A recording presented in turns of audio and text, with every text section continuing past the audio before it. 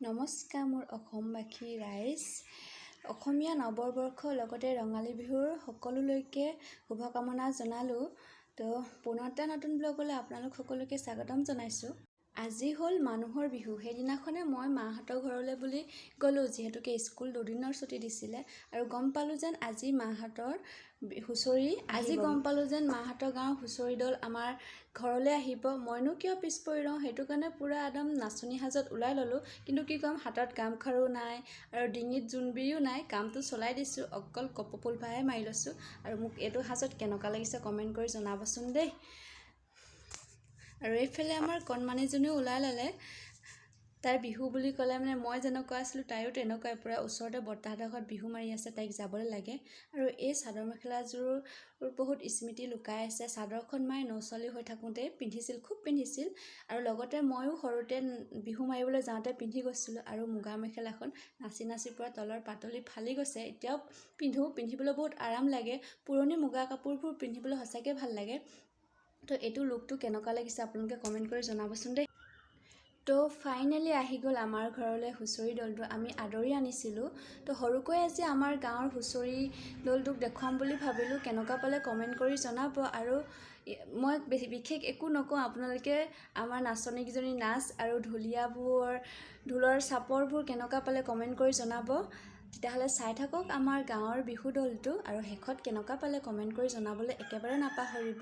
আৰু যদিহে নতুনকৈ কোনোবাই চাই থাকে মোৰ ভিডিঅ'সমূহ, প্লিজ ছাবস্ক্ৰাইব কৰিবলৈ একেবাৰে নাপাহৰিব। চাই থাককচোন দেই, আৰু অৱশেষত একেবাৰে কমেণ্ট কৰিবলৈ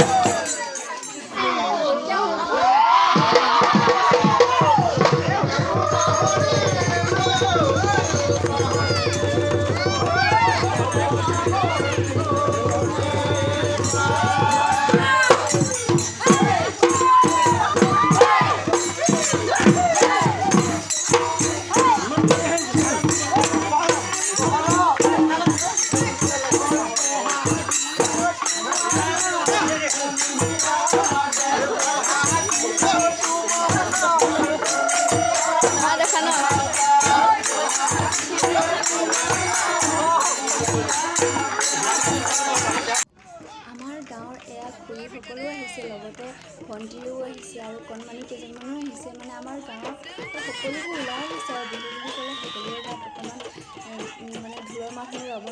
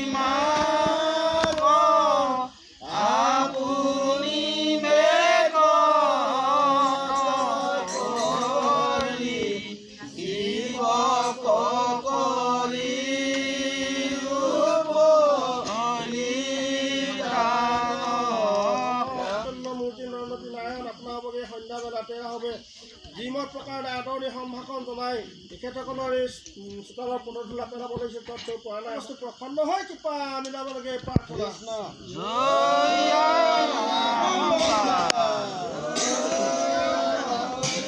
হস্তৰ কুশলতে বোলাব